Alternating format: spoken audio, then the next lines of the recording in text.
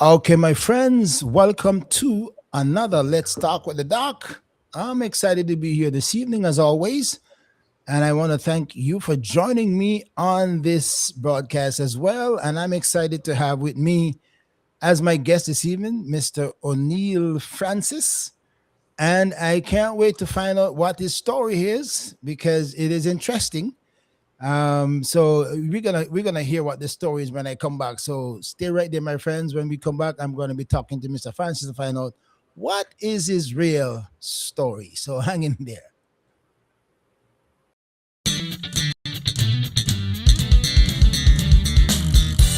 ORB Ministry presents Let's Talk with the Doc.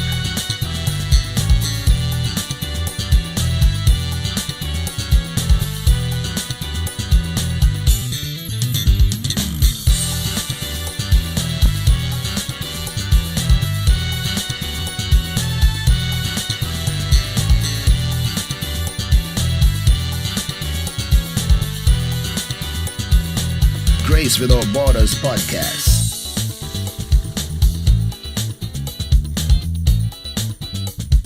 A thought for you. Ask Pastor. And a whole lot more. You never know what's next or who will join the conversation.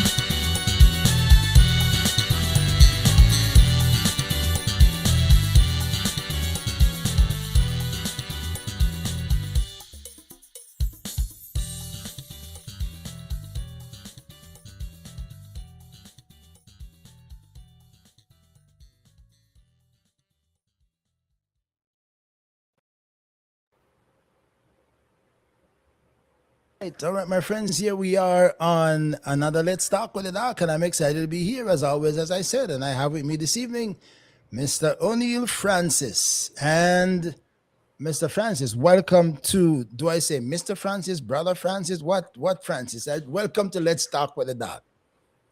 Oh, thank you for having me. Well, it's normally brother or mister. Okay. No, it's meneer, which is actually Dutch for teacher. Oh, Meneer. Yes, All right. Okay. So, Teacher Francis. yes. All right. So good to have you with me and Let's Talk with the Doc. I am excited to have you, and I'm kind of interested in finding out your story because, as I noticed, you were on the tagline. There was one time in your life when you were Jonah and you were Daniel, you were Moses in terms of character, attitude, action, behavioral pattern, whatever it is. All right. So I like to get to know my guests. So I don't know where you are from, what your story is. So I am as blank as everybody else, but I'd like to find out what's your story. So what can you tell me about O'Neill? Where O'Neill was born? What is family dynamics? Do you have siblings? Where did you fall in the middle? And we will take it from there bit by bit. Okay. So I was born in the parish of St. Mary, All but right. I actually grew up in St. Catherine. Okay. So I had extended family in St. Mary, and that is actually where my mother was when I guess she conceived. But for all my, I would say, youth to early 20s, I grew up in St. Catherine in a small community called Glengoff in the hills of St. Catherine. I know Glen Golf. Yes, I know very Glen Golf. peaceful community. So that was high school. That was life up to college. So up to college, I was still there. I went to Michael College. Okay. Um, I I'm connected to my extended family, but I grew up in a nuclear family. It was really my mother, my father, and I was the only boy. I had three sisters. So, growing up, I was a very quiet boy. Okay. So where you fall? Where do you fall in the sibling standing? Well, I would be second to last. I have two older sisters. I have a younger sister. Uh huh. Okay. Um, yeah, my younger sister, both herself and me, we decided to go the route of education. So Hmm. both of us are teachers. So Oh, she okay. actually practices her trade in the UK. Okay, all right. We'll find out more. We'll find out more about when did you decide and how did you come to that. So, tell me a little bit about, like, okay, you're born in St. Mary, grew up in St. Catherine. Did you grow with your siblings? Do you all grow together? Except for my older sister, who spent most of her time growing up with my grandmother. Yes, I Okay, grew up together with my other siblings. okay. So I'm kind of I'm a curious guy. You know, I'm a curious guy. You know, what you're second to the last. You said. Yes. So what was it like for younger brother, bigger brother? You're in the middle, and for what I know, I having three sons, I know the child in the middle kind of live a little bit of isolated life, kind of. You know, do their own thing because the older one is a little bit older, and then the younger one is getting more attention. So the one in the middle kind of fend for themselves, kind of figure out their own life. That is kind of norm. Yours might be exception, but that's a kind of norm. So what was it like for O'Neill in the middle? Girl Uh, in front, girl behind, boy we're in the middle. behind, yeah. It was, I guess, somewhat close to that, with the exception that because I was the only boy, my mother took a special, I would say, a mother hen kind of role over me. So I was always the apple of my mother's eye. Well, Okay. that is until my younger sister came around. Exactly. That's what I was Well, thinking. she was really the apple of my father's eye. Okay.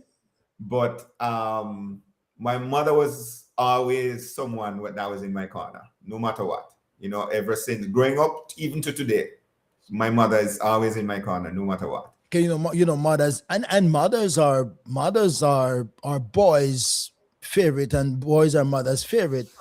Generally, there are Yeah, exceptions, but generally, they like say, you know, "Me one boy," you know what I mean, that kind of thing. So, yeah, they tend to put a little bit of extra emphasis on it because the boy yeah. comes dear to the heart.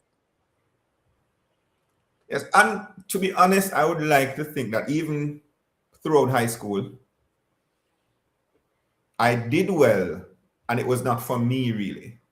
Me doing well in high school was for my mother. Really, I really wanted to make her you want proud. to make her proud. Yes, I really wanted to make my mother proud. So um, I remember even when I got to fifth form and I did my C6, um, because I was not a problematic child, Hmm. my parents didn't keep very close tabs on me. So when my father went to the school to pick up my CXC results, he was shocked.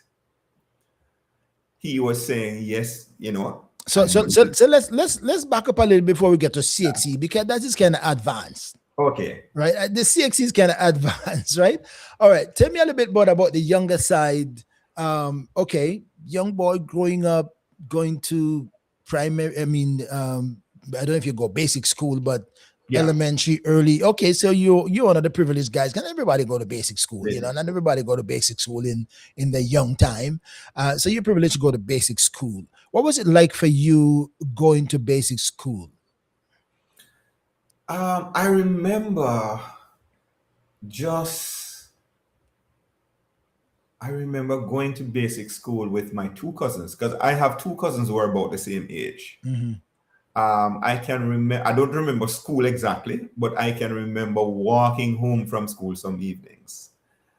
Um, and it was always the three of us really. And we basically we went through primary, basic school, primary, it was the three of us. I went to primary school a little earlier than they were Hmm. because my parents had moved. When I was around that age, 4 or 5, my parents had moved closer to school. And because of that, or the primary school, we had one primary school in the community, and that was called Grateful Hill Primary School. So I was very close to the primary school. Therefore, and my sister, my older sister, she was also going. So it was a little easier for my parents to send me to school with her. So I started primary school a little early. Um, Primary school was, I would say, uneventful. There weren't a lot of things happening. Um, there wasn't. anything much. I remember that I had a very strict headmaster, Mm. a gentleman by the name of Mr. Bowes. And a number of persons, because of how strict and how rigid he was, a number of persons, even us as kids, we didn't like him. But the thing was that there are a number of things that I hold dear and that I practice today that came from him. Okay. One of the, and I say this to even my students today, one of the messages that he thought that stuck even to today, he said, we used to have devotions, and our devotions was always, I loved it because it was always a learning experience. There would always be something that he's teaching us. And one day he was teaching us a story about lying Lying. and about speaking the truth all the time. And I remember he said something and it stuck with me. He said, speak the truth all the time. Worst case scenario is that people won't like what they hear, but always speak the truth. And I held on to that. And even when I went home, I began practicing that. Mm. And I realized that it had an effect on how my parents and my siblings saw me. Mm. Because now I was the boy who they could depend on to always tell the truth. Okay. So that had a positive spin. And because I think I got that reaction, it stuck with me to today. That's good. That's good. That's good. All right. So you became a marked child for character. Yeah. Character. All right. I remember. I remember when I was going to school, like elementary school. I think they used to say, speak the truth and speak it And ever, speak it ever, cause it cost what it it what it will. will. He He who who speak, hides the he who wrong he hide the does, wrong he did, or do the wrong thing does the still, wrong something thing like that. still. Yes, that Wow. was it.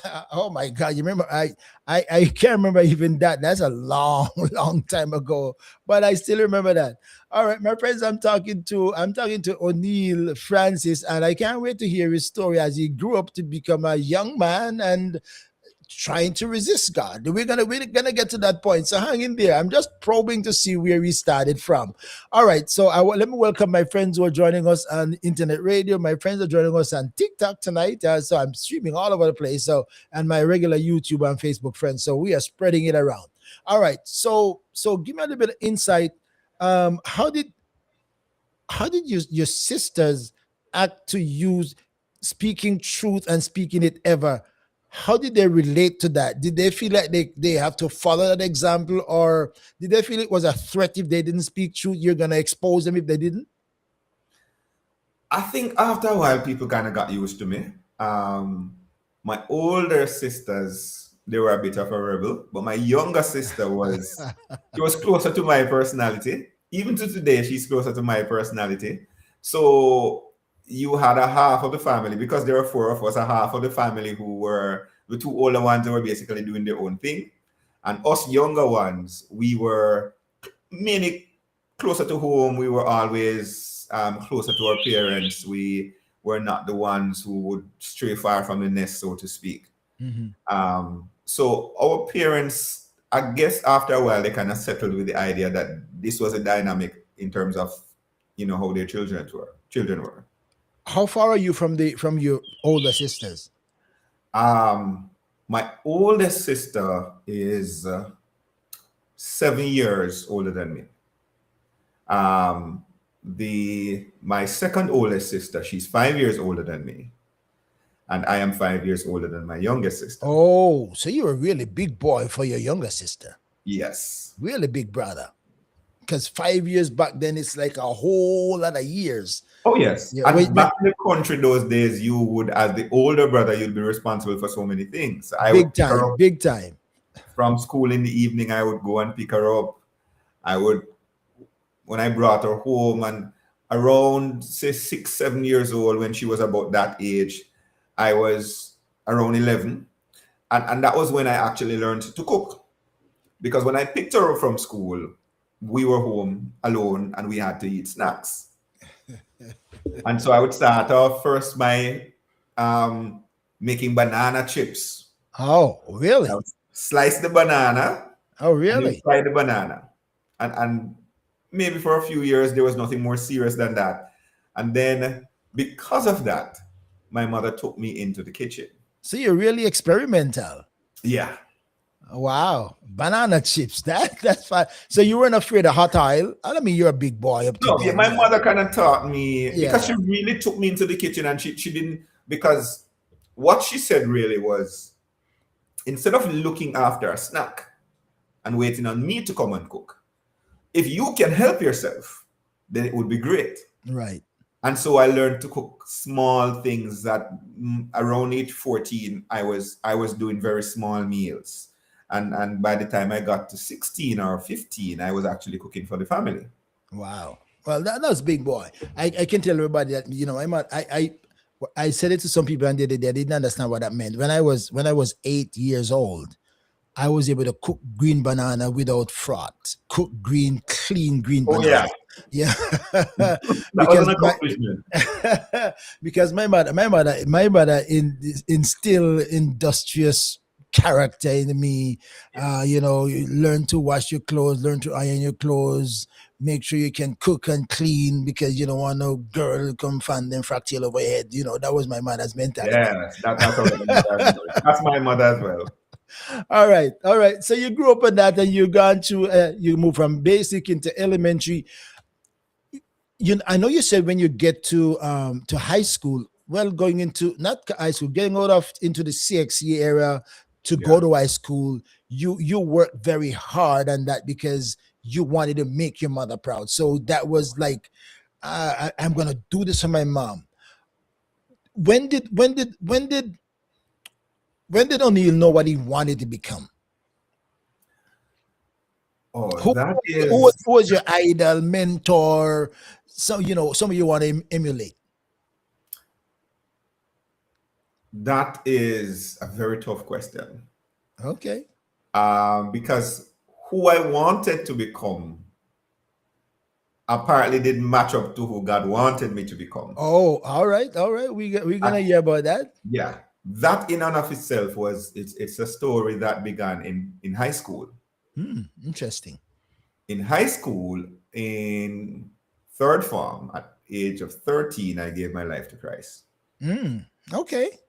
And this was, I think, a year before that, my parents had given their lives to Christ. Okay. And even though I was going to church prior to that, which my grandmother and so on, I was now going to church a little more often because my parents were now Christians. And when I gave my life to Christ, I always had in my head that I wanted to be a geologist. That was my dream, that was my goal. All my CSEC subjects, I picked them with that career in mind.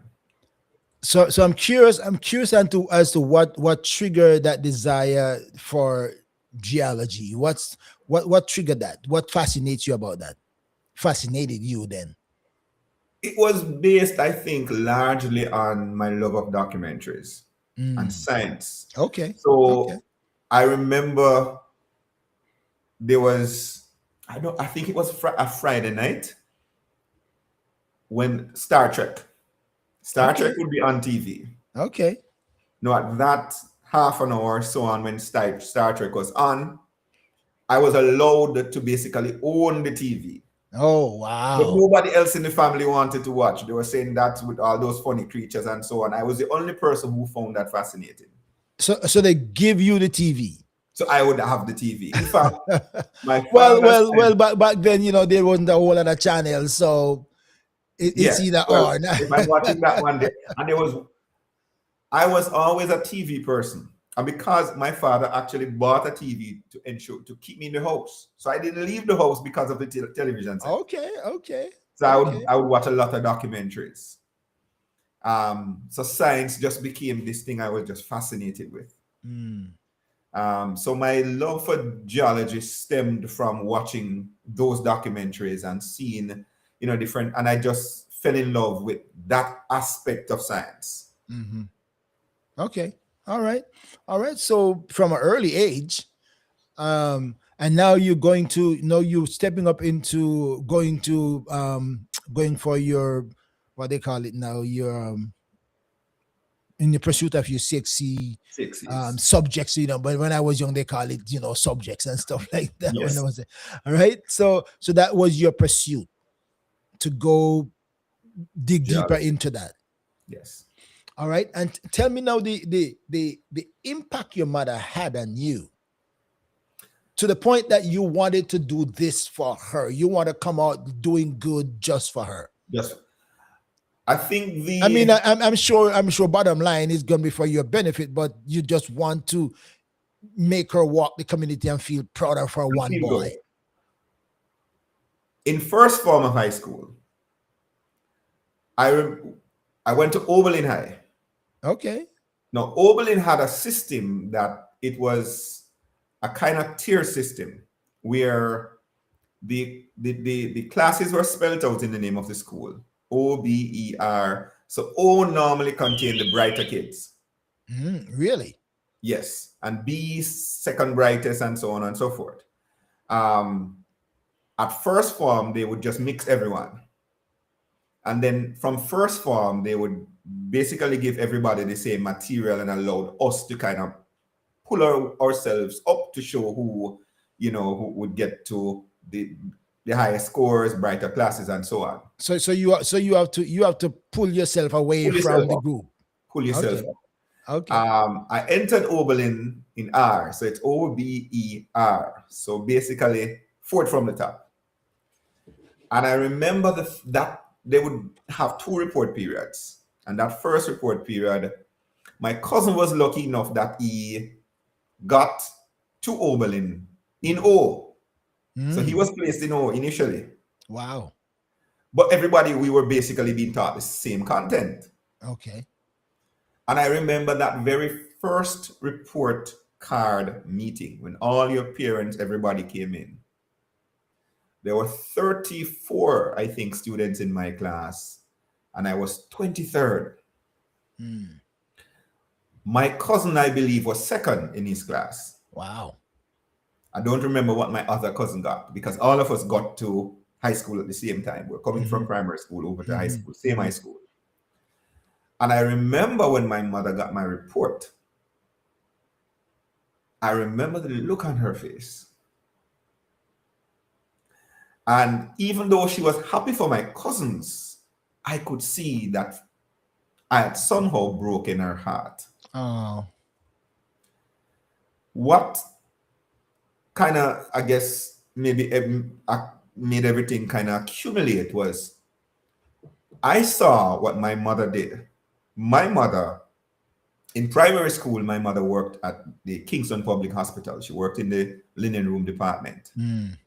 And what she would basically do there was to basically wash and iron the clothes that the doctors and the patients wore. And I saw how hard my mother worked, especially when I went there like maybe a day off or something. And I would maybe go into Kingston to help her. She's going to buy something. I would go there to help her or so on. And I realized how hard she worked. And I realized that basically my mother she was taking dirty clothes, blooded clothes with feces, all that. That was what she was doing. And she would do everything possible to try to ensure that she made ends meet.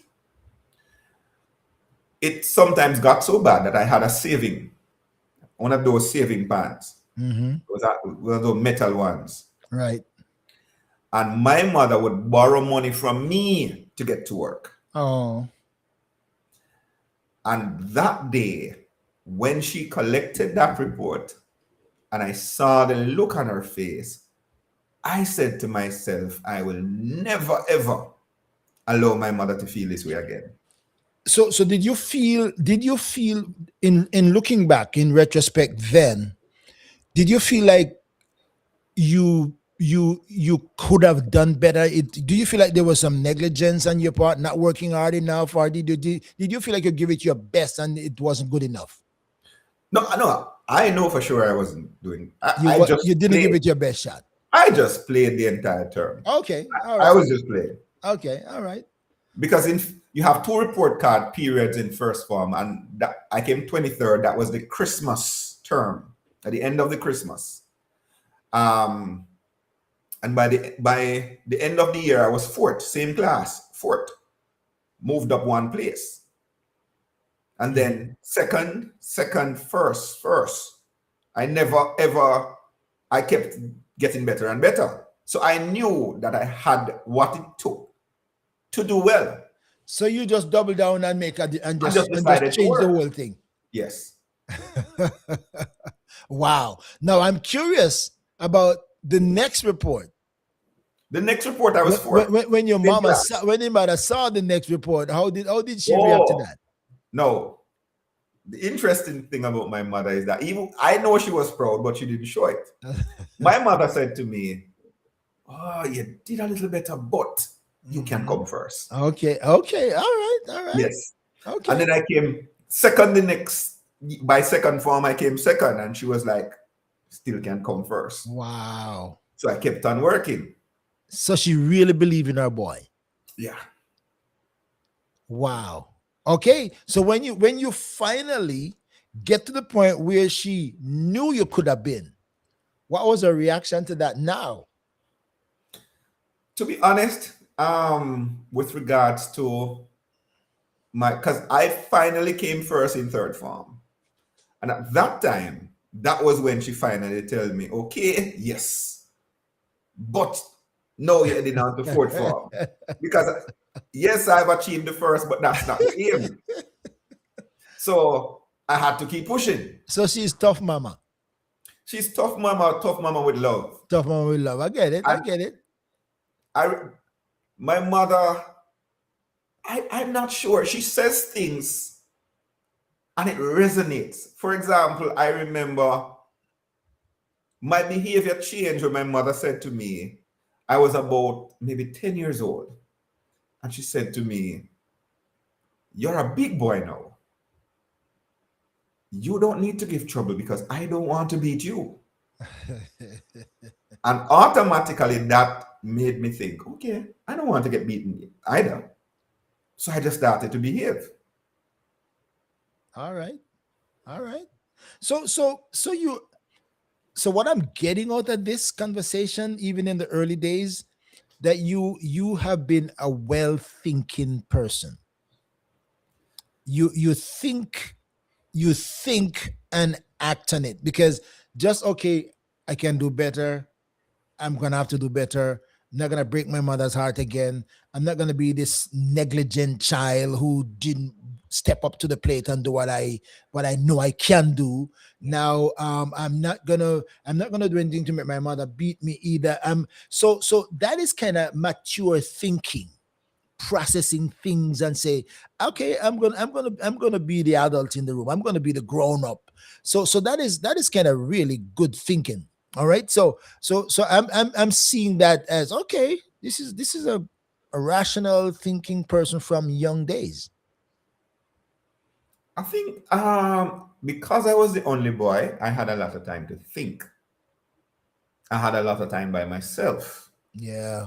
I really didn't have another male my age to play with until fourth form. And my cousin, he came to live with us. So he lived with Okay. us fourth form, fifth form. So Okay. that was really the first time when, even though I would visit my grandmother and sometimes he would be there, but in terms of having a male companion, someone your age you could relate to, I didn't have that. So I spent most of my, because what my sisters were doing, I didn't want to do. So I spent most of my days either reading, Typical. watching TV, something like that. All right. All right. Okay. All right. My friends, I'm talking to Oniel Francis, and we're just probing the early days of his life, because I can't wait to get to the point where he was once like a Jonah, once like Daniel, once like Moses, and then what he eventually become, so I can't wait to get to those steps. All right. So you made your mother proud, you came through, you did well in high school. And where did O'Neill's life go after that? How did you progress next steps in your life? After leaving Oberlin at fifth form, I went on to Wilmer's Boys because Oberlin didn't have a sixth form. Okay. So I went to Wilmer's Boys and I did sixth form there. Um, from sixth form, the idea in my mind was that I wanted to go to the University of West Indies Okay. because my aim was to study geology. Um, After leaving sixth form, I remember, and by this time I was very active in the church. I was a part of I just said that. Let me back up a little bit. I just said that because I remember you say you got saved like about 13. about 13. Okay. Yes. So not to stick up in where you are, because I like to get these stories. How did you get church influence? What impact did church have on your life in terms of family? How did that start? Well, my family has always been oriented in church. We have always been, even though my parents, when I was younger, my parents didn't go to church that regularly. Mhm. But because I spent a lot of time with my grandmother and she was married to a deacon who eventually became a pastor. Mm. Okay. So church has always been a part of our life. Okay. Um, I was still required to go to church, even though my parents would not go, Mm. because, well, that was the church of my grandmother Mm-hmm. and also my aunts and so on. And by this time we were close enough to church that it would take me like 2 minutes to get to church if I walked Wow. from home. So I would be going to church constantly. How I gave my life to Christ was, I remember there was a rally, and I don't remember who the preacher was, but that particular, I think it was a Sunday night, I knew that if I did not give my life, I was old enough to know that, right from wrong. I've been to church long enough. I knew about God. Um, but I just felt this overwhelming conviction that if I did not give my life to Christ, that hell would be my path. And I did not want that for myself. Mm-hmm. And I remember even days leading up to my baptism, I was thankful waking up each morning Wow. because I wanted to get to the point where I crossed over that line and got baptized.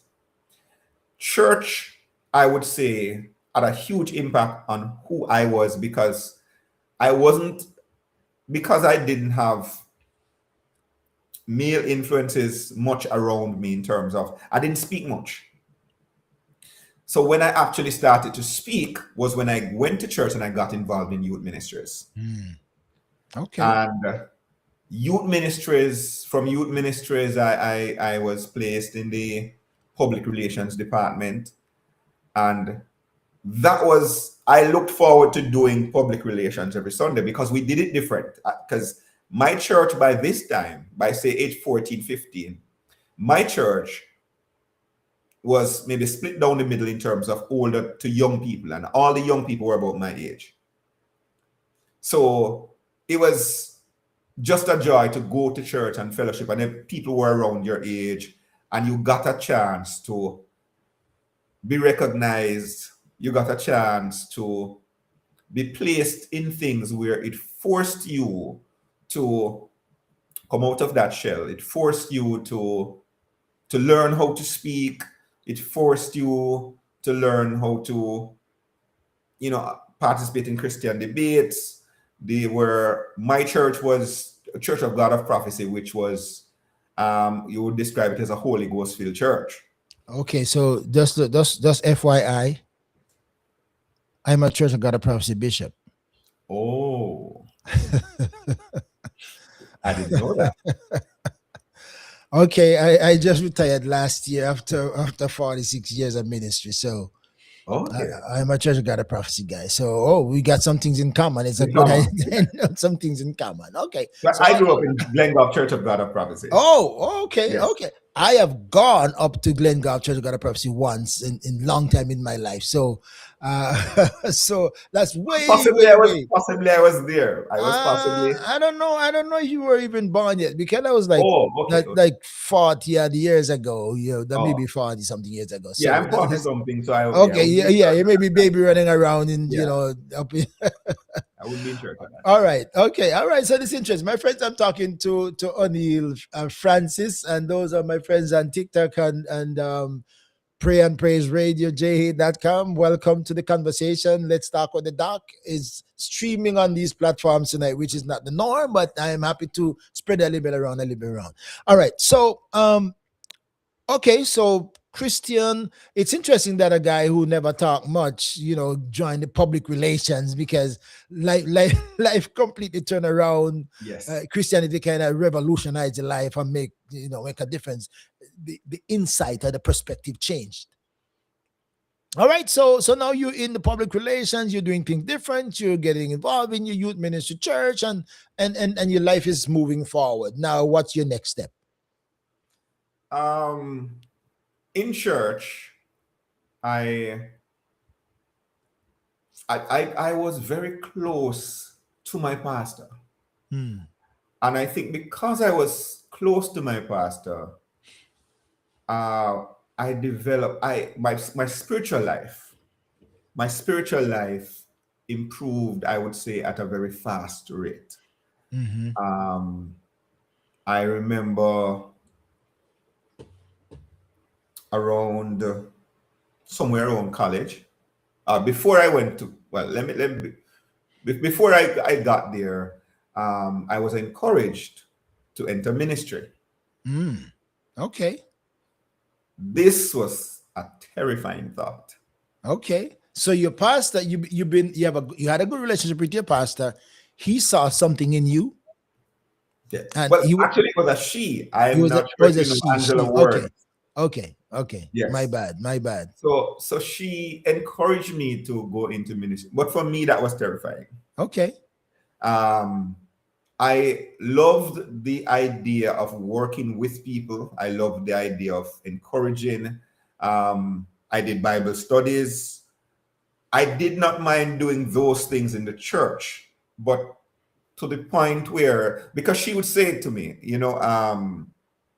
I think you would be a great pastor.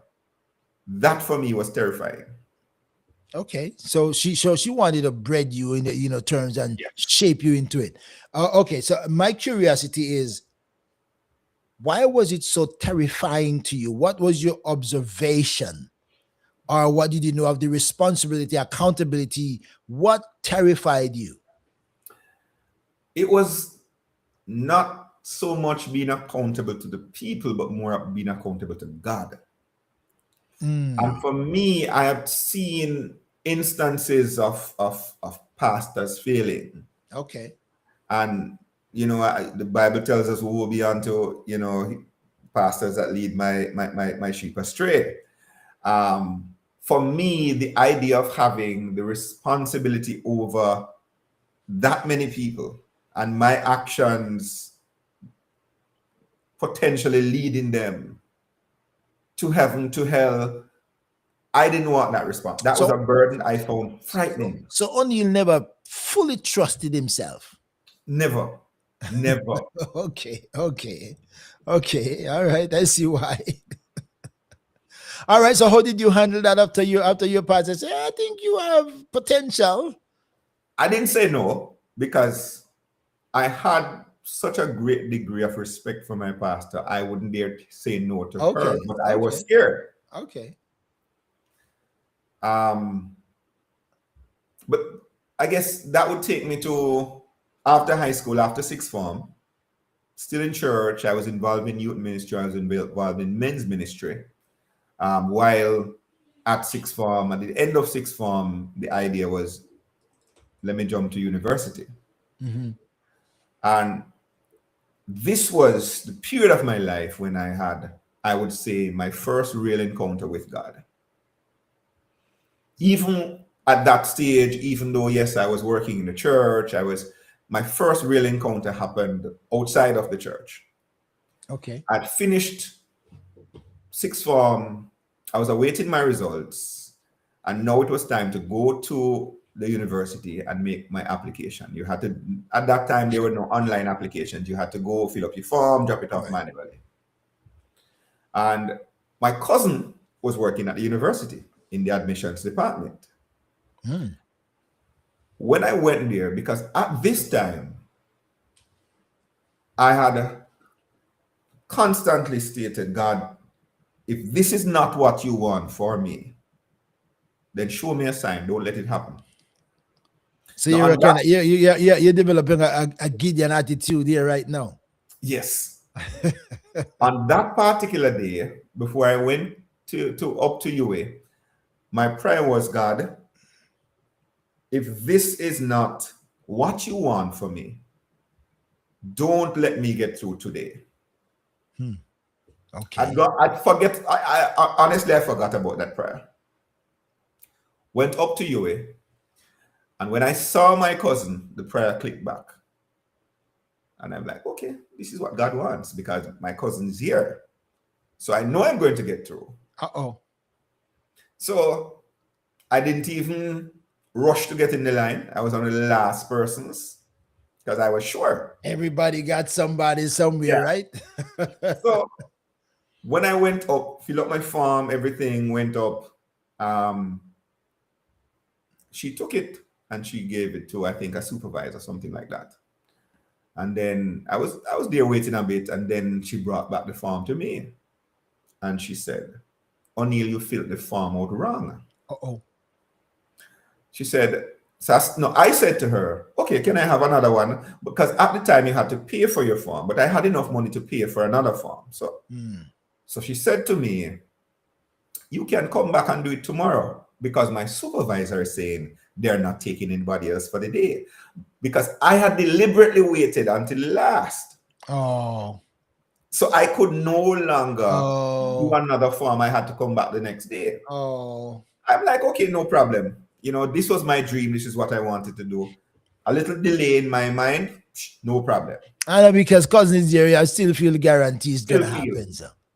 So I walked down to the gate. I catch, at that time, it was one of the big yellow buses. They had just come to Jamaica. People used to call them the dog bus. Wow. They had a big thing on the side of the bus. It was actually a panther or a cheetah, but it looked like a dog, so people said dog bus. Now, I went in the bus. I was in very good spirits going home. And I was sitting like 4 benches from the back. And while I was going down, I heard a voice say to me, didn't you ask that if today is if this is what I wanted for you, today is the day you would get through? And I looked behind me and there was nobody there. And I was like, the fear that overcame me because I knew immediately that that was God. Mm-hmm. And my cousin was waiting for me. And I never turned back to the UA campus again because I knew that was not God's plan for my life. So you didn't go back the next day? I did not go back because of that reason. My goodness. Now, at this point, I was really not sure what I wanted to do. What? Because this was my dream. This was the only thing that I was thinking about from, I don't know, maybe about third form.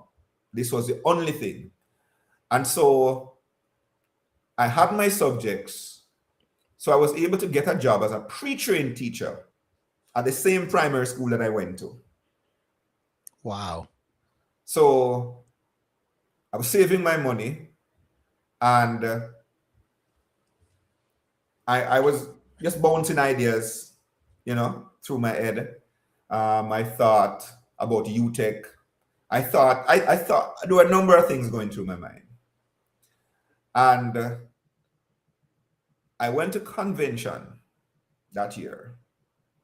And while I was there enjoying convention, a young lady, at that time, I've seen her, but I didn't know who she was.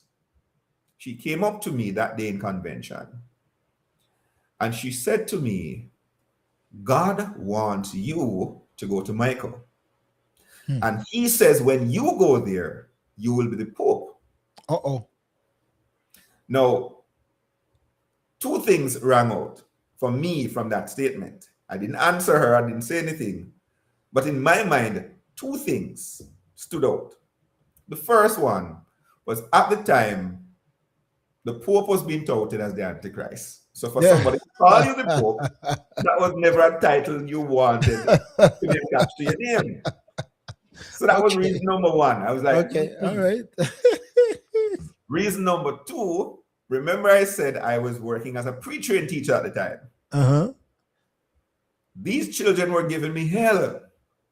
Wow. And I decided this was the only profession I know I will not be a part of. I can't deal with this. Wow. So she's telling me to go to a teacher's college and to get a title for a position that in my mind was the Antichrist. So for me, this was a no-no. Wow. So, of course, I did all my You know, applications. I remember, I remember those mentality growing up Yeah. as especially Church of God of Prophecy. Mm-hmm. Especially Church of God of Prophecy with the one church Yes. mentality, the great speckled bird, the only church where all other flocks are gonna flow into her. And yeah, we could see the Pope from the Catholic system as I could see that mentality, the antichrist. So of course, just the idea, the concept of being Pope, Oh, yeah, yes. rings. So that for me was a no-no. Oh my good Lord. But strangely enough, I applied anyhow. And Michael was the first and the only tertiary institution that called me. Mm. Wow. And I went for the fun of it because I Really? know this was not I didn't want to go there. I didn't this not was not what I wanted to do. And at that time, I didn't think I had the money. So were you going hoping not to succeed?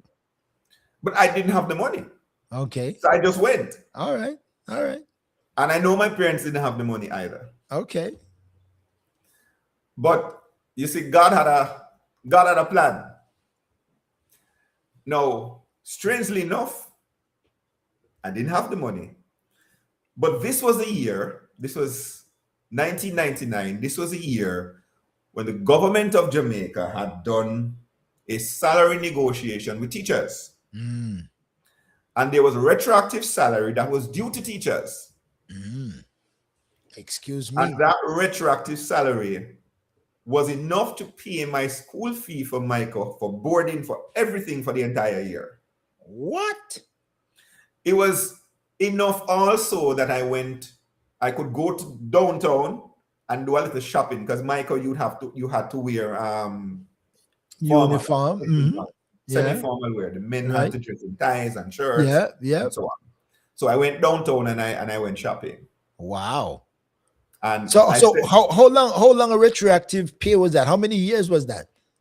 it was about 1.5. But it was enough. Along with my salary, it was enough Wow. to pay my school fee because how Michael worked at the time is that the government paid a half of the fee and you paid the other half. Mm-hmm. But for boarding, it was a little extra. But because I lived so far in the country, I could not travel. So I had to board. Wow. So for me, that was like, oh God, this is this. Are you this. kidding me, God? Yeah. Is this for real? I said, okay, let me try this. Let me try this. The strange part about it, and I say this to my students even today, when I went downtown, I had such a small amount of money left that I had to buy, they had a 3-for-1 special that you would buy 3 items. You would get it at a particular price, but you had to take the items at different sizes. Oh wow. So I had shirts that and pants that fit me perfectly on one day. And a I little had bit shirts loose and the pants next day. that were too big the other day and too small the other day. And these were the clothing I wore for 3 years of my 3 years of Michael. This is what I wore. So one day you were squeezing and one day you were breezing. Lovely, and one day I was One day squeezing, breezy. one day breezing. Yes, and this Oh, was Michael. good. That's interesting. That's interesting. Um, First year of Michael went very well. I found brothers and sisters in Christ. Um, I joined the UCCF, and by the end of the first year, I was appointed assistant to the Pope. So why did they call it Pope? Why did they call the It person was just a Pope? title. It That's was a title. because Michael is, I think Michael is an Anglican institution, and therefore, like the Catholic, they have the same titles. Okay, okay. Wow. So it was a title given to you as the head of all the religious fraternities on the campus. So I Wow. would be the person that was in charge of the Adventists, the Jehovah's Witness, the Baptist, the Methodist. I was the person who was in charge. I also was a person who would plan devotions. I would, put the program together. Any little thing like that that took place, I was the person who was in charge of doing that. I That's was interesting. also um, the vice president of UCCF. Now, it was normal that the assistant to the Pope automatically went over to the Pope. Mm. I did not know that it was really an interview process until the end of my second year. So at the end of my second year, I did an interview to become Pope. I did an interview with another young man. Now, this was another one of the major experiences with God for me, because the person who did the interview was a lecturer who I did an elective. I did religious studies as my elective. And that lecturer and we had countless altercations in class Mm. because he would come to class oftentimes and he would basically try to turn people away from God. So he would be pointing out errors in the Bible and so on. For me, I knew the God who I served because I had experienced God more than one times. Mhm. And therefore, what that propelled me to do was to go to the library. So every time he pointed something out, I went to the library and I did my research. So when we met in class again, I would have my research and we would have it out. So we had this relationship that was, I knew I wasn't liked by him. For me, it didn't matter because I knew I was defending what I believed in. It just came to the point that he was now the person conducting the interview, and he was the person, because he was a chaplain of the school. So he was the person conducting the interview, and he was also the person who made the final decision as to who Pope was. Wow. And so we had, I think it was close to the final devotion of second year. And maybe the final or the second to last devotion. And that was the devotion when they would announce, all the senior positions for all the second years who were going into third year. Mm-hmm. And I remember standing in the assembly that morning and they made the announcement, and my name was not called. Oh. Nope, I was not Pope. And people came up to me and they said to me, "Why didn't you apply for the role?" because they could not believe that I had interviewed for the position and not gotten the Yeah, position. yeah. Okay, so they said there is no way you could He have was done that and asking didn't me, come. why didn't you go up for the role? Okay. And I went outside and I remember everybody left and there was a bench under, I believe it was a mango tree that was close enough to the auditorium. And I laid on that bench and I began to cry. And I looked up to heaven and I said, God, I wish I could hate you. Uh-oh. I said, God, I wish I could hate you. How could you let me believe for 2 years that this was the plan that you had for me to get to this point and realize that it was not true. Wow.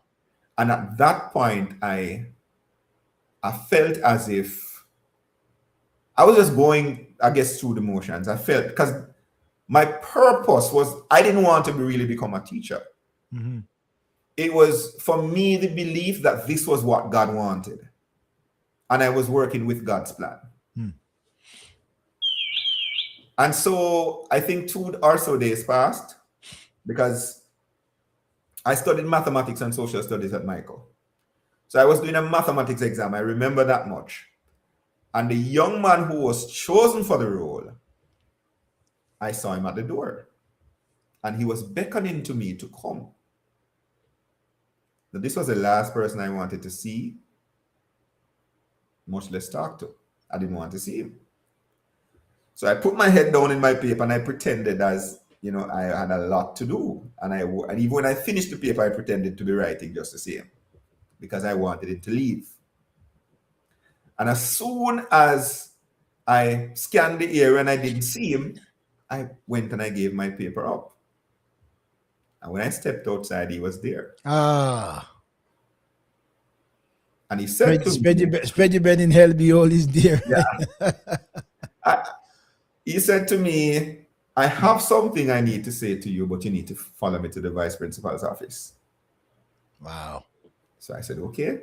So we went to the vice principal's office.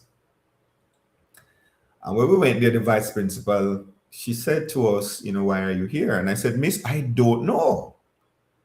And he began to talk. He said, Miss, when I got the position of Pope in devotion, all the students said, if I am Pope, they would have nothing to do with devotion and they would not be a part of UCCF. Wow. And he said, Miss, I went and I prayed.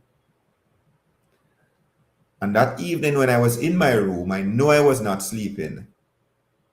He said the Holy Spirit spoke to him and said to him, the reason people reacted this way to you is because I wanted you to see that you were not fulfilling the purpose for which I sent you to Michael. Now that you know that you need to step your game up, well, I'm paraphrasing for him. Mm-hmm. Go and give the position to the person it rightfully belongs to. Wow. And that's how I became Pope of Michael. What? So this is all mix up. Now this sound like Bible time, right? This whole experience sound like Bible time, like something God instituted, orchestrated, but have to allow it to go through True. some weird process to prove something. Now, no, that is kind of interesting. That's very so. The guy proves that he's also spiritually aware, Yes. because and maybe he's he has his spiritual antennas up so he can hear, and apparently he was not driven by his ego either. True, because he could have, he didn't Yeah, have to say anything to me. yeah, he wasn't driven by his ego. At least he was listening, that God is saying, okay.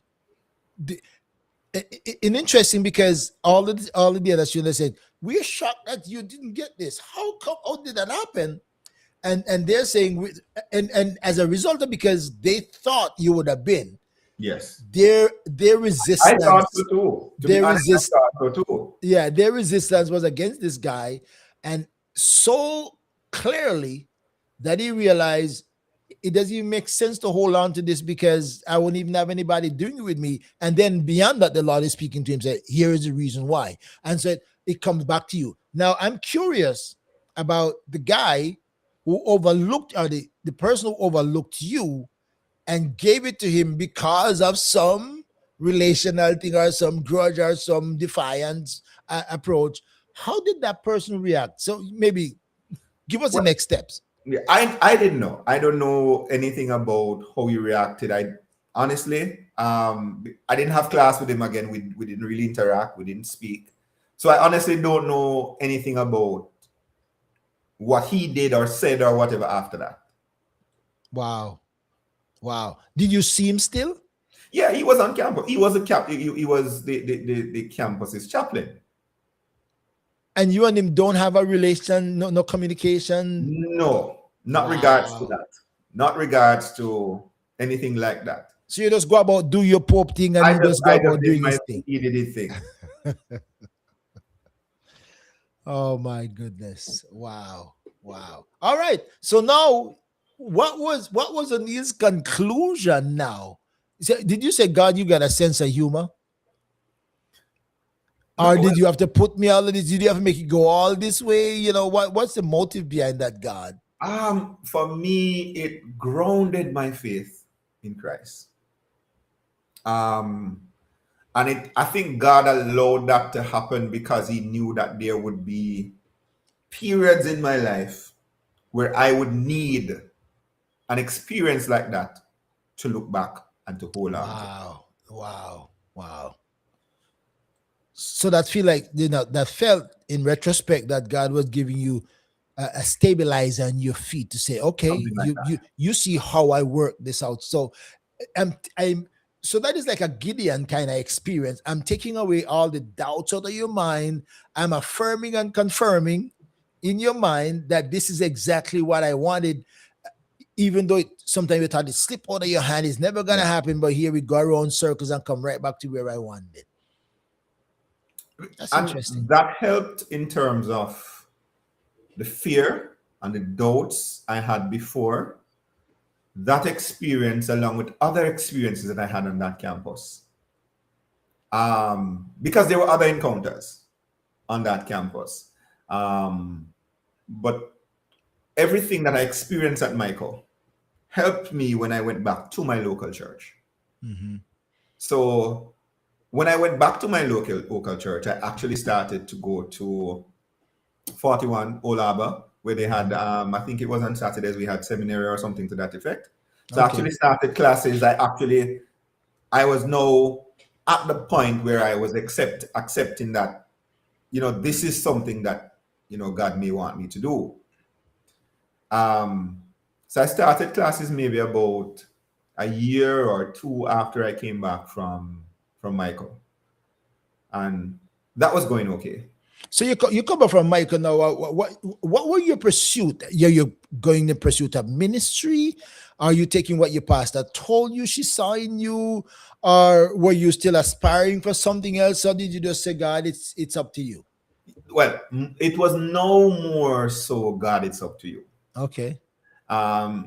So when I went back, I now got involved because I don't think I was involved in men's ministry before I went to college. I think it was after I came back that I became involved in men's ministry.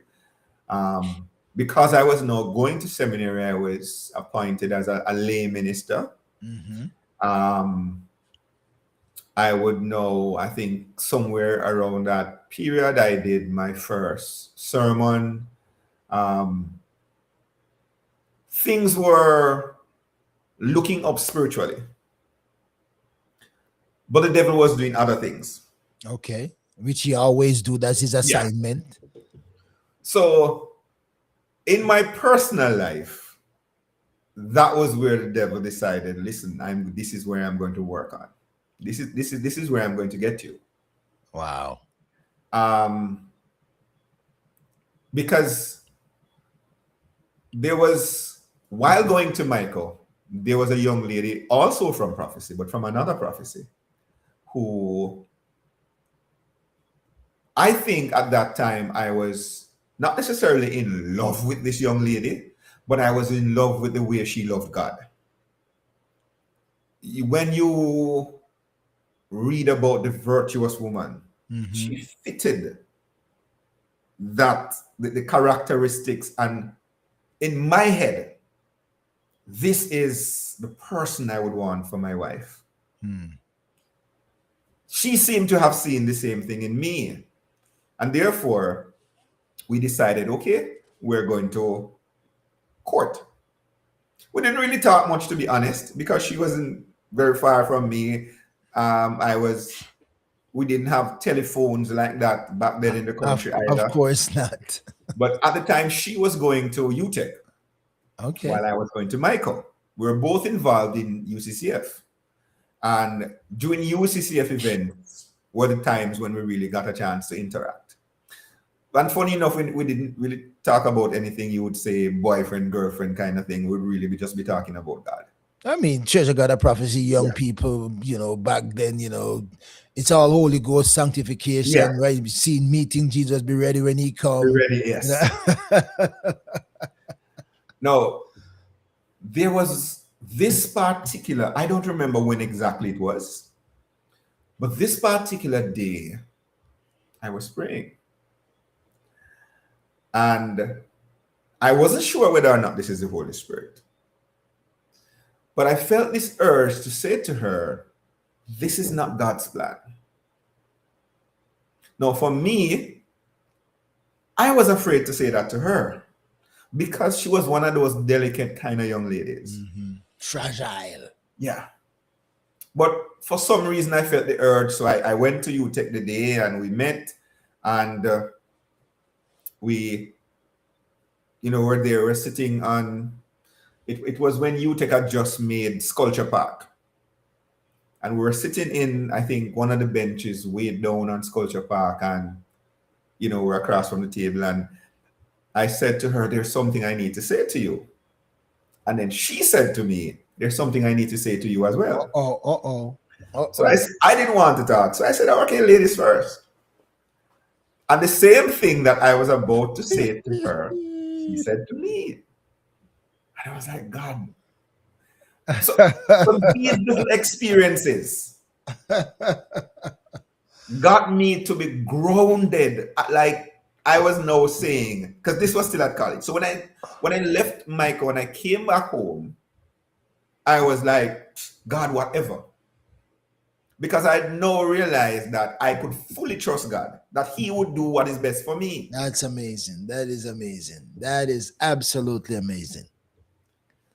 Wow. Well, the problem was, after that ended and I went back to church, there was a particular young lady I'd gone to school with. She had gone to Oberlin with me. Mm-hmm. And I liked her since then. And to be honest, I didn't ask God anything because I didn't want to hear the answer. I honestly didn't want to hear the answer. Really? So you're not taking no chance to get God's approval? Now This one, I'm like, God. So, oh God, are you kidding me? I remember I was at church and I was doing Bible studies, because at the time we didn't have a Bible studies, and my pastor, she said, do you want to do it? And I bought a concordance, and I was doing my own little studies and trying to teach as best as possible Bible studies in church. And at that time, I had just gotten a telephone, because I was still living with my parents, but I was now teaching. I had my own money. I could pay my own bills, that sort of thing. So I had my own telephone in my room. And I remember every time that I did Bible studies at church, I would call her on the phone and I would do the same Bible study with her. Oh, so you're probing technically.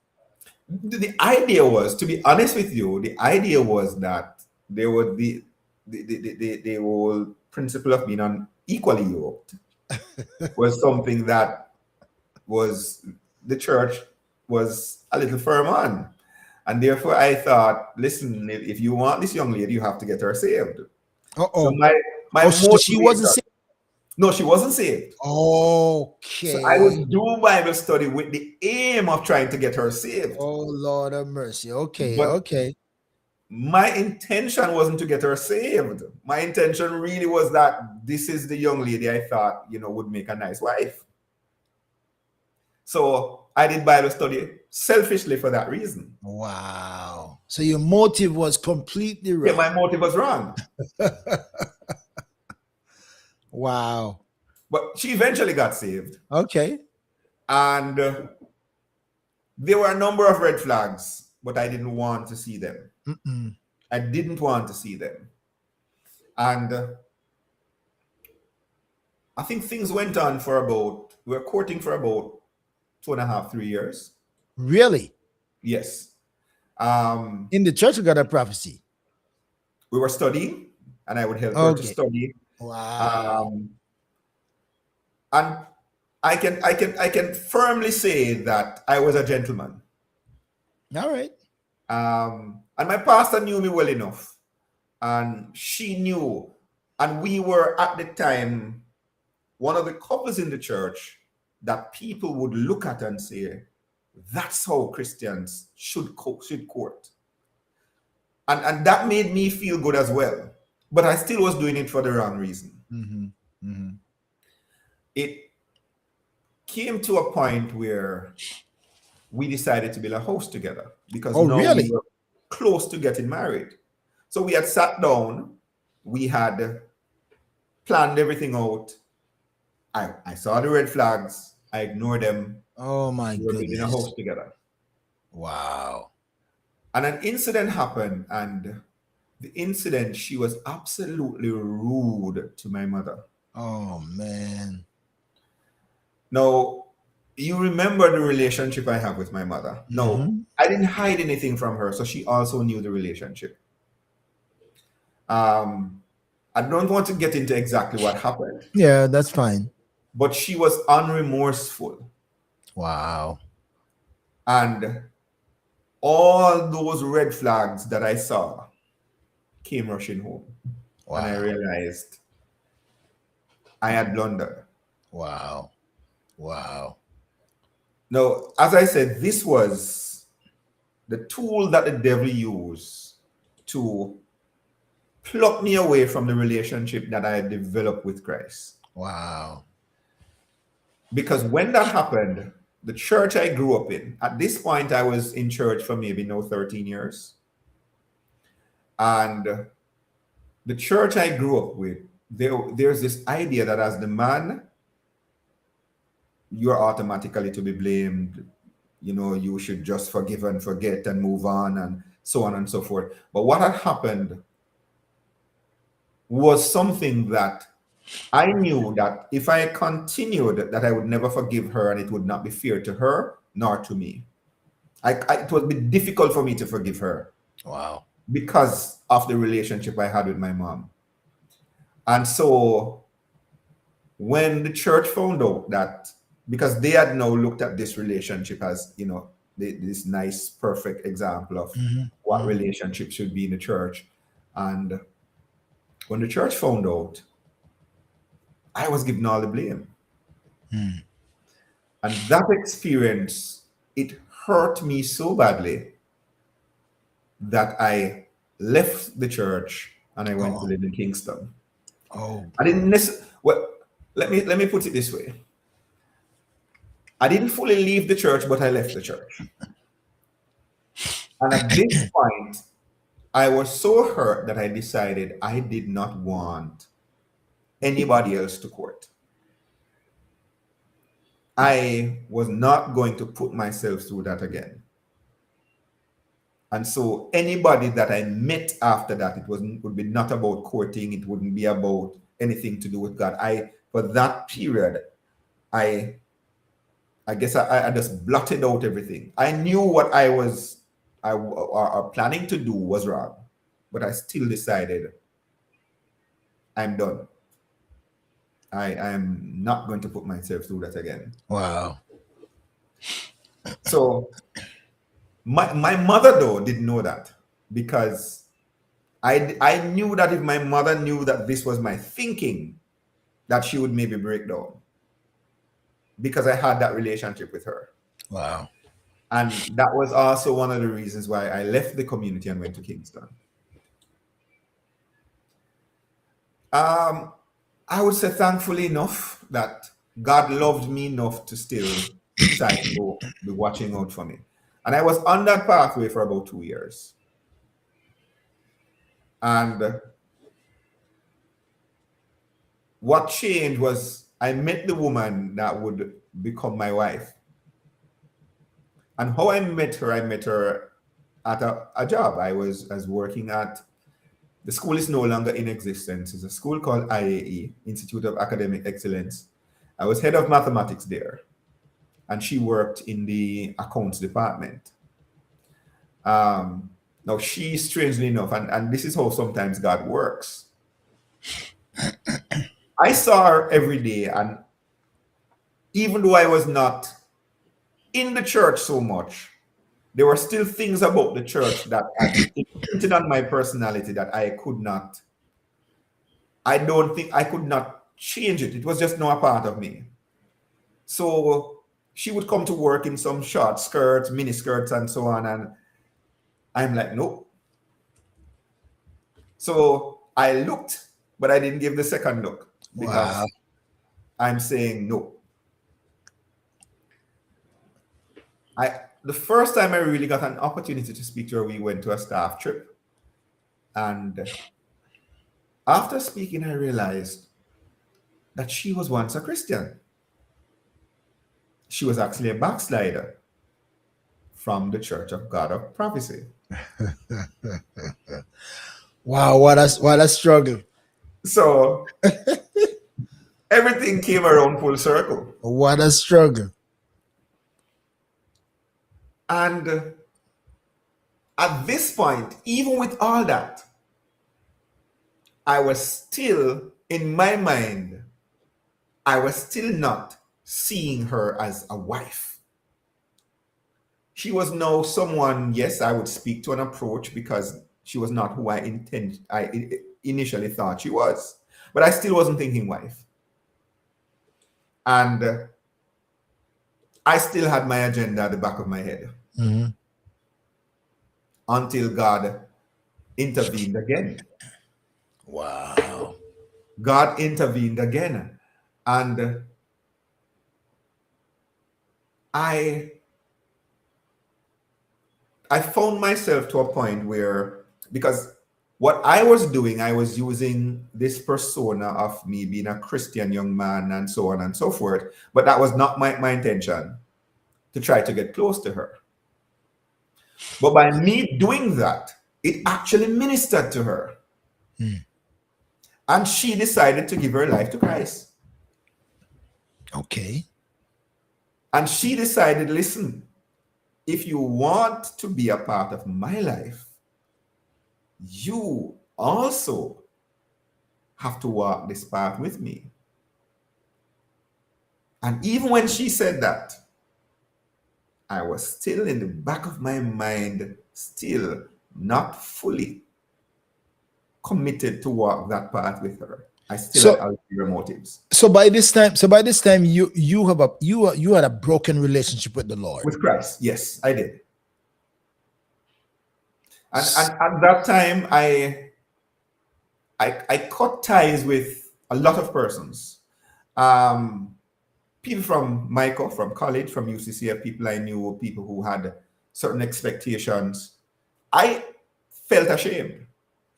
I was ashamed of who I was, who I had become, and therefore I purposely distanced myself from everybody. It's interesting. But God used that young lady, my current wife, to bring me back to Him. Wow. Not what you were foreseeing at all. I had plans, God had plans. Not what you were foreseeing at all. So we got to a point where I started going back to church because of her. Half in, half out. Still not fully there. At the time, I was living by Portmore, and so I was going to Power Faith Ministries. But Power Faith is a very large church, which was much different from Glengarth that I was coming from, Mhm, where I mhm, knew everybody, everybody else knew everybody. There was a kind of family relationship with brethren there. mhm. And I felt a bit lost in Power Faith, and I think that didn't help. And then, but eventually, as my relationship began to mend, I began to go back to Glengarth to have Okay. service there. And my relationship slowly began to mend until Mm. we eventually got married. And that was when I would say my relationship with Christ, even though it was a shadow of what it was before, the intentions I had before went away. I was now committed to rebuild. I was now committed to do um, all the all the things I was doing before, but the fear came back. And so at this point, I was not willing to take on any leadership roles because now the idea that you have failed, this could likely happen again, you could likely lead people astray, all that crept back. And therefore, I decided I'm not going to do anything like that. I'm just going to keep my head under the radar and I'm going to go to church, come back home, and be a good family man, a good husband. I keep saying, the Bible again. You're preacher, teacher, understand it. As a man thinks in his heart, so is he. There's life and death in the power of your tongue. Yes. You speak life, you get life. You speak death, that's what you get. I see the devil. I see God working hard with you, but I see the devil really progressing Yes. in distracting and derailing, because he make you think what is not God's will is just O'Neill's will. I know, there's a point when O'Neill want his will to be God's will, Yes. and not God's will to be his will. Yes. And that is always, will run you off the train line, and that happened. And the other thing is that, as Job, I think Job said, the things that I fear is come upon me. The very reason you were afraid of taking on pastoral responsibility is that you didn't want to fail like you see others fail. And now you failed before you take it on. So now when the devil is using that as a see what I tell you kind of thing, and that's exactly why, and now you're convincing yourself, my God, that's exactly why I didn't want Why to I didn't take on want to that. do it. Exactly why I didn't want to do it. Because That's see, it. the thing that I fear is come upon me. What if I had done that? Now I'll become another failure like I saw others fail. So the devil is using this mind game, this psychological thing on you, and say, oh, are you still gonna even try that? Because you fail again. Can you fail already? So man, how did that go for you? No, we got 35 minutes before to get to wherever what you want to take us. But this is Oh, fascinating stuff. I mean, this is really fascinating stuff. Just to listen the step by step. I've seen so much into this, where the danger of us trying to do our thing yes. and not doing God's thing. Because when we do our thing, we are almost bound to fail. But the other good thing in this is that God don't give up on us. In my morning devotion this morning, we were talking about he never throw the clay away. Away. Yes. He never throw the clay away. Broken, battered, bruised, wounded, he never throw the clay away. Because when he called you at the beginning, his plans were already in place. And human struggle and stumble and fall does not turn God away from you. True. It really doesn't. Sometimes the devil wants us to think like God does that pretty easily. Once you stumble and fall, God, get up, you're done now. No, that's a lie. Because when he called you and purpose is planning your life, He knew all the mistakes and the missteps you That would would make. come. He Yeah. see them down the road. He's not like running into it like you and me. We run into it and say, oh my God, God saw that. But all those are stepping stones and hurdles and lessons to learn. Yes. And I'm not counseling you, but the Lord has given me a thought in my spirit a couple of years ago, and every now and then I shared with some of my guests that one of these days God will unveil to you the mystery of your history Wow. when you're able to look back and put the pieces together, because you can't see it looking forward, but you'll see it when you look back. He will unveil to Sure, you the yeah, mystery of your of your history history. I when like you, that. yeah, everybody hear it like it the same Yes, way. One of these days God will unveil to you the mystery of your of your history. history. Wow. And you're gonna feel like a failure. I'm worthless. I let God down. I let my mother down. I let my church down. I let everybody down. But God was also using that to teach you lessons. Yes. Experience teaches wisdom. So all of those things are pieces in together. It brings me back. It brings me to my book. Bring me to my book. Don't judge me by my scars or hold me hostage to my past. Oh, I think I maybe need to get a copy of that book Don't judge me by my scars or hold me hostage to my past. to my past. Man, wow. I'm talking to Oniel Francis. Now we got a half an hour, 34 minutes to tell me as much as you want. Where did your life go now? And how did it unfold? Man, this is just fascinating stuff that I'm hearing from you. Um, After I would say God began just showing up. They were different. I had so many different experiences that I could just say, this is God, this is God. But that fear of really stepping out, Mhm. of really just letting go and letting God, that kept me from, I would say, getting to a point where I truly, truly was opening myself to be used by God. And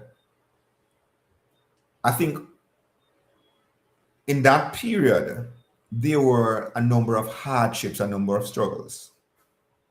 There were struggles within my marriage. Mm. There were struggles in my professional life. I struggled financially. Like Wow. nothing could go right. Wow. And in everything that could not go right, I still did not realize what was it that God was saying to me. And there were periods when I would get hot and then cold again because that fear was just still there. Mm. That I would go this far and then not step further until I'm not sure exactly what changed because I used to have I used to have name for them, like periods in my life, and I would call it something like a wake up period, Mm. where God would do something awesome, and you would say, "Yes, God, no, I am now ready to launch out for you," and then you go right back down. And I had a number of these periods, The a devil, few the devil is years. such a liar, man, a deceiver, and he's so crafty. He's so crafty that he never let you go. He just keep on reminding you of your failures. Your failures, yes. He reminds you because he want to hold you hostage. I think what changed was I got to a point where I was tired of failing. I was tired of going back to the place where I was. Mm. Wow.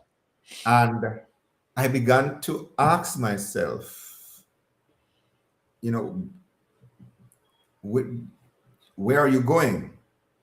Because I was going on a path that took me back to the starting point of where I was each time.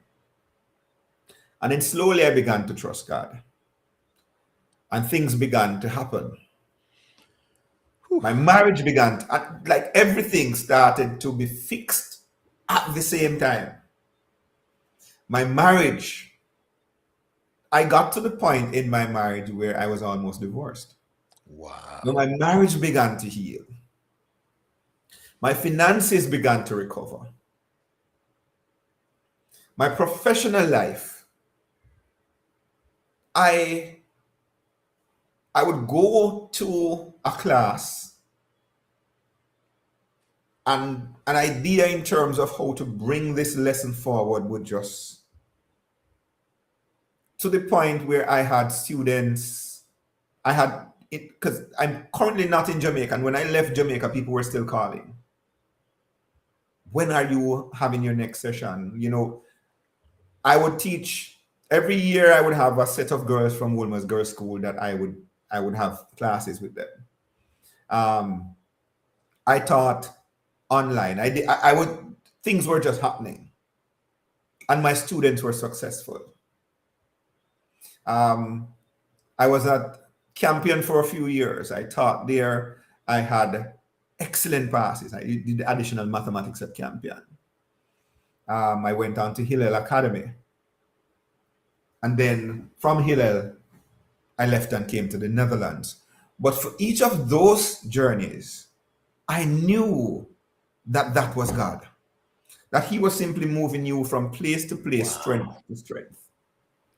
When I got Wow. here, because I got the opportunity before to go to the Bahamas, and for some reason, the Holy Spirit was saying, this is not you, this is not it. And years after, I look back at the Bahamas and I look, oh my God, the Bahamas just gave their teachers a lovely raise in salary. And I looked at that and I'm like, but I realized that that was just not God. And where I am now, I'm now currently in St. Eustatius. It's an island that I didn't know of before I came here. There were two occasions when God did this to me. He placed me somewhere in a country that I've never heard of this country before. He sent me there. Wow. That's like Abraham from Ur to Canaan. So I was previously I was in Azerbaijan. I had never Mm. heard of that country before I went there. Never. Really? You gone that far? Yes, I had never heard of that country before I went there. So Woo-hoo. Wow. God was just now beginning to show up, and I'm like, something is happening here. When I came here, I knew with 100% certainty that this was God. But I couldn't understand how God would do what He would do, in what way. And when I came here, I met persons, but I only met one person who was actually a Christian. And I'm like, God, what is happening here? I'm not meeting a lot of Christians. So how can, there's no lively Christian community here. And there's one fellow teacher that I met when I came here. And even this afternoon, we spent like an hour on the phone and we were just talking about the things of God and setting up a study group, prayer group, that sort of thing. But here, what I realized is that even though I came here, there were no strings, there was nothing. God took me from the original school which brought me here, and I switched to another school here, and the school is attached to a church. And the minute I came here, I realized that I have now been used by God in the church to bring forward His message to His people. And at this point in my life, I would say that I'm close to or maybe surpassing where I was in terms of my trust in God, in terms of having the attitude to say, God, whatever you want to do, however you want to use me, God, go ahead, I'm open. Wow. Wow. Whew. My friend, I am talking to Oniel Francis, brother, teacher Oniel Francis, Minister Oniel Francis. This is, I mean, intriguing, fascinating twists and turns. We haven't taken a minute break. I'm gonna take 2 minutes break, and we come back and let him get a cup of water, a drink of water, and then when we come back, we try to wrap this up because this is just fascinating stuff. So hang in there, my friends. When we come back, we're gonna take it there, take it out. ORB Ministries presents Truth Matters. Join the Truth Matters panel for discussions on issues of the times with host Dr. Orville Beckford Sr. and his panel consisting of Bishop Anthony Campbell, Dr. Danet Ming, Bishop Colin Powell, Reverend Hashana Knight, Pastor Shelley and Tony, Reverend Dr. Norman Grant, Bishop Carlton Chambers, and Evangelist Tanisha Beckford James. Nothing is off limits for discussion. Follow ORB Ministries on Facebook, YouTube, and TikTok. Subscribe, turn on notification, and get ready for the next hot topic on Truth Matters.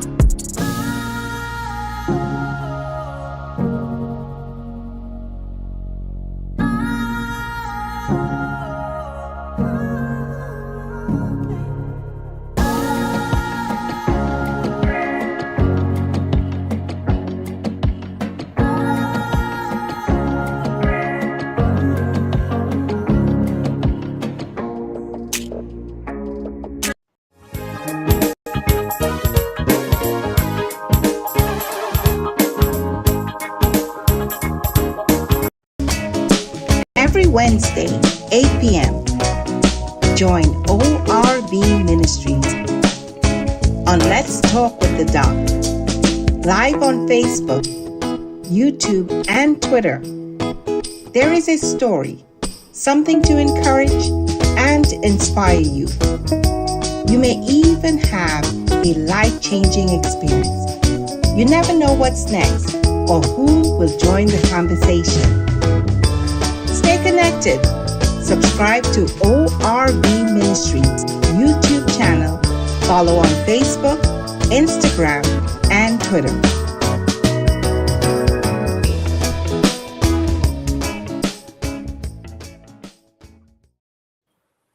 All right, we're back. We're back with teacher. We're back with teacher Francis. This is just really fascinating stuff. Really fascinating stuff. Um, and I'm just trying to reflect back on your life. It's like, as my sister said, when it rains, it pours.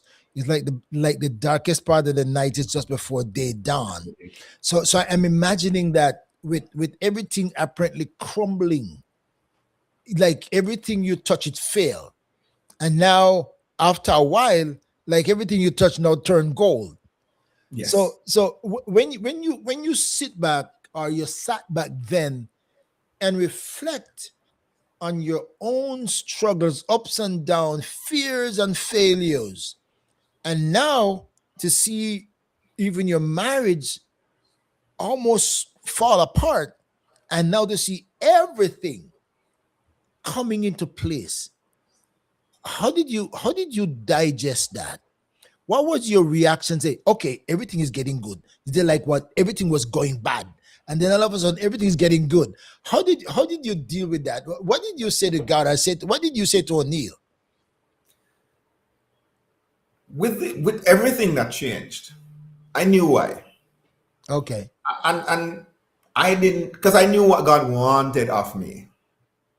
Because as Christians, I believe that we do know what God expects from us. And when we don't deliver, Mhm. there are very few times that we do not understand why things are not going as well as they are. So for me, I Okay. knew that things were not progressing the way they were, that these areas were rocky because I had allowed the devil to have a foothold in my life. And the moment I decided that, listen, I'm just gonna surrender everything, and I'm whatever it is that, because you do know the areas as well. Mm-hmm. And when you decide that I am going to totally surrender and I'm going to ensure that whatever strongholds exist within my life, I'm going to ensure that through Christ, that you bind that strong man, you will see changes. And therefore, when the changes came, I knew exactly why the changes came. So it wasn't really a surprise for me. It was, and there are some things in your life that you know you should do. One of the Mm-hmm. things I struggled with for a very long time was procrastination. Mm-hmm. That there were things I knew I should do that I would maybe start doing and stop. And I knew that once I started, I knew.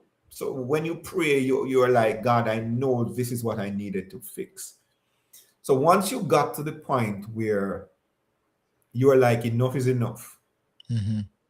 and you position yourself in Christ to ensure that you no longer fall into this habit.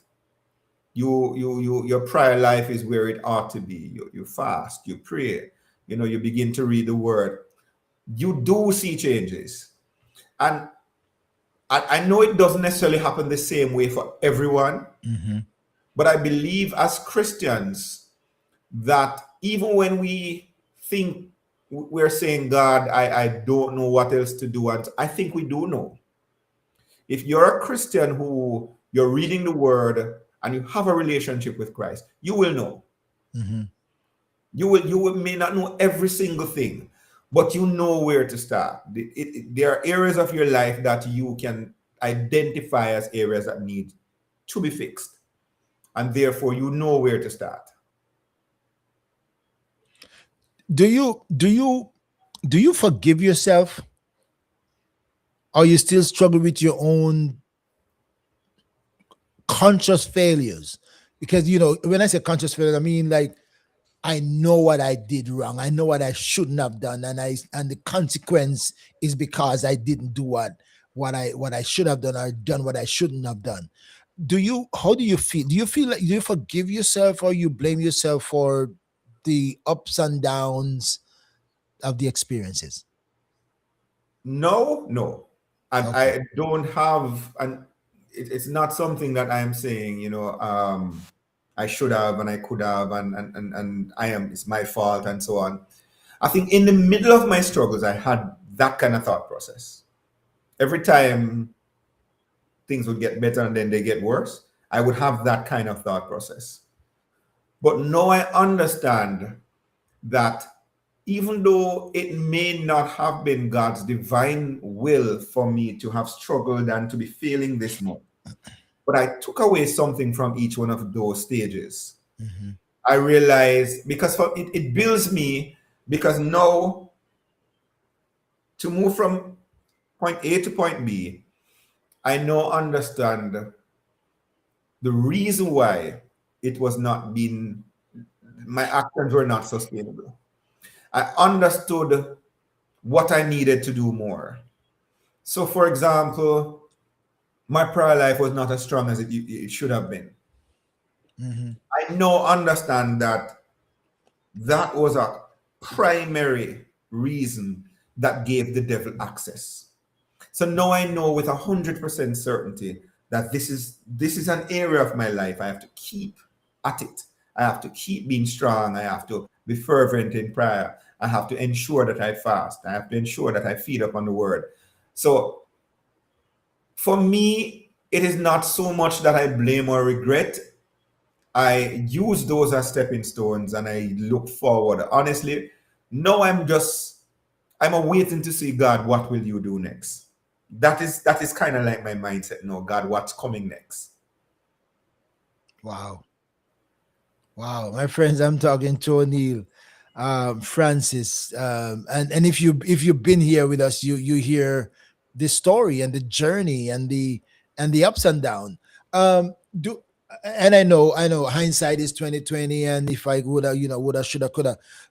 One point you made a while ago about knowing, and you're not blaming yourself. You see, change your mentality, change your attitude. As this morning, I think yesterday I read a thought on my morning devotion that a couple of days ago that 80%, 20% of your life are the things that happen to you.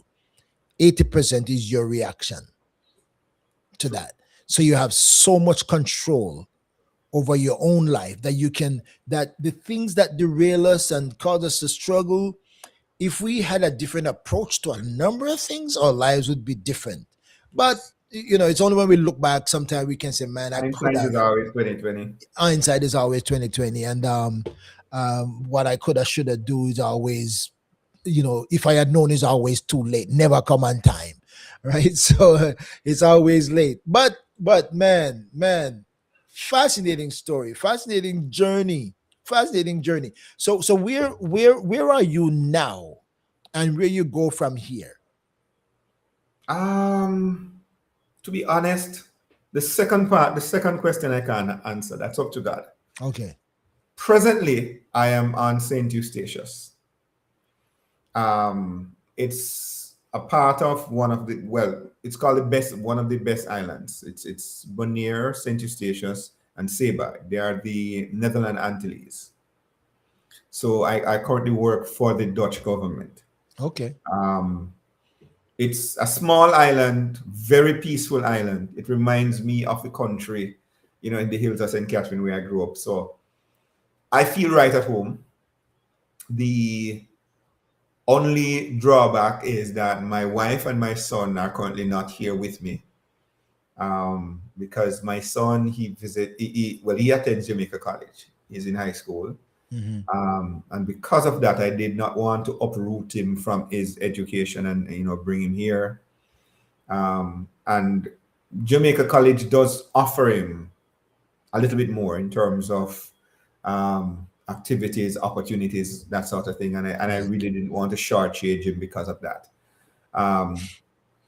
Additionally, the experience without my family has helped, because I honestly I really don't go out per se. So I've been able to use my time to focus more on the things of Christ. Hmm. So in terms of my Bible reading habits, that has improved. In terms of my prayer life, that, because there are less distractions. I have a very small circle of very, very close friends, but I speak to everybody. So I have been able to have a more focused life in terms of my Christianity.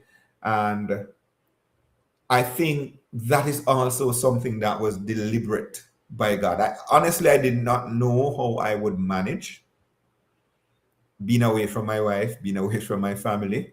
And for the first year, it was extremely rough, especially when I know I would be going back to Jamaica to visit my family. Like, though, that last week, it was mentally frustrating. No, it's getting better, and I give God thanks. And I think because of my growth in Christ, I'm able to pour a lot more into my marriage. I'm able to pour a lot more into my son, even into my mother. My mother she's still alive. But even the last time I went back home, I was able to minister to her, to help. And I give God thanks because of what I have allowed myself to be available. I've allowed the Holy Spirit to be able to pour into me. I can now pour out into others. Hmm. And so I give God thanks for that. Wow. Oh man, listen, this is interesting story. It is. I mean, that's the beauty of stories, because everybody's story is different and uniquely different, and but everyone has a story, Yeah. and you never know what you're gonna get when you talk to somebody about their story. You just don't know what the story is gonna be, and I never want to know insights, get insights into the story before I hear and air the story, because I want to tread this line of ignorance and become and be fascinated with everything that I hear, because I don't know what the next step was going to be. Okay. And because I don't like to have an agenda, because I don't want to think I missed something that, or you didn't tell me something that I thought you would have told me because I heard something somewhere else. This is just fascinating stuff. Now, how is your wife dealing? If you can say, if you wish to, again, you can say whatever you don't want, or what you can say. What? How are they dealing with your absence? I know, how you're dealing with their absence, or your absence from them, but how are they handling it? I think because this is my third year here, and I think I am acclimatizing to it, and I think she is as well. Um, my son that's the portion that I struggle a little bit with in terms of being there for him, because um, I'm not seeing a lot of effects in terms of my absence, because we do communicate on the Yeah. telephone. Mhm. But that's the only portion I worry about. Am I there enough for him? Does it does my the absence of my physical presence, Mhm. Mhm. is it what kind of effect it's having on him? But to be honest, we speak, and I give God thanks that to date I am not getting the sense that, in fact, I am so proud of him. I'm so proud of the things that he has accomplished. I listen to him speak, and I'm like, wow. And that's another thing as well. When you are absent and the only thing you can use to cover your family really is prayer, you have to give credit to God, Mhm. Mhm. because you know that's God. Wow. Wow. Man, I wish you the best for your family, man. And I'm not gonna get into the internal stuff of it, and frequency and stuff like that. But can you figure that out, and your family figures that out? But man, just to look back, just to look back at at your journey, at your journey. I wonder if you sit back sometimes and say, God, did you ever make it this hard? Did you ever make it this hard? Did I have to? Could you just make it a little better? Do you have to put all this on my record God, you couldn't get me here without all of some of the ups and downs and the struggles? Couldn't you just guide me differently? Did you have to make me go through all this to scar myself and on the journey? I don't ask those questions now, but I used to ask them. There were times when I would cry. I was like, God, why me? Why are things so tough? Why are things Mm-hmm. so difficult? Um, and it would be at that point you would put yourself in a season where you begin to compare, Mm-hmm. and you compare yourself to others who you think, you may have had similar starting points, and you're like, God. And there are just so many things now that I give God thanks for, and it has made me appreciate the journey. Mm-hmm. I look at my marriage, and I am not sure a lot of people can say, "Listen, I am happy," and I can truly say that I'm happy. I love my marriage. I love my wife. I love my family. Uh, I look, and even I think it was yesterday. My wife and I were talking on the phone, and we're like, looking back, and we're saying, babe, remember this time, remember, so it has been, I would say, at this stage it's fulfilling. Mm-hmm. And because of the experiences I've had with Christ, it makes you long for more. It makes you look for more. So, and I know it might not be what I expect, but the great thing is that I have learned to trust him. Mm-hmm. Wow. Wow. This is a great story. Um, but again, there are many lessons to learn from the story, many lessons to learn for people who are listening. But one of the lessons, and I must say, you give yourself credit. Give yourself credit for holding out. Give yourself credit for for for hitting the rocks over and over, Mm. and still get up and find something new to keep on going. Again, if I could say, as you say, we give credit to God. And somebody said the reason why God allow you to face so many hard battles, because you are a trusted soldier. He Oh, can trust you. He can trust you to fight through the battles. Come back to my thought again. One of these days, God will unveil to you the mystery of your history. okay. He will show you, you know, all the reasons behind these pieces, the struggles. And I said this again to I think that thought is in my book as well. I preach that as well. Your journey is not your destiny,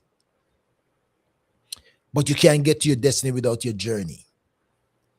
And journey could be difficult and complicated, but destiny is where God wants to take you. Okay, yeah. One of the reasons why Israel had problems and God had problems with Israel is because they forget that He promised them destiny, and they get caught up with the journey, and because of that, they didn't make it to the destiny.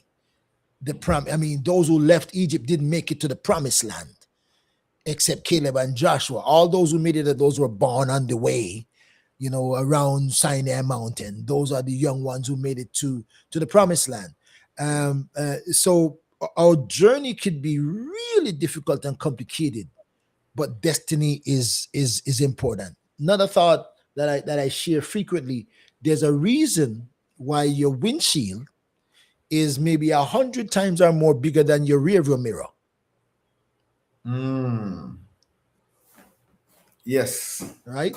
Because you're supposed to only glance where you're coming from. Glance where you're coming from. And use it as history. Where I'm coming from is my history. Yes. Where Like I'm a going is reference my point. destiny. Mm-hmm. My big windshield is focused where you're going. Every now and then glance and remind yourself where you're coming from. Take a quick look, small look, but stay focused on where you're going. Where you going? So that is important. Where you're coming from is lessons learned. Where I'm going from is my pursuit of my destiny and where God wants me. Um, God's children never always have smooth journey to get where God want them. As a matter of fact, scarce you can find anybody in history Well, that's my journey. who had True. smooth True. journey, right? Scarcely can you find anybody who had a smooth journey. We could look at so many of God's people who say, I quit, I'm done. Jeremiah said, I'm not even gonna call God's name in my mouth again. I'm done with this. But then the fire that was in his bone kept him alive and kept him going. Amen. My friend, maybe listen. I guarantee you we'll talk again some other time.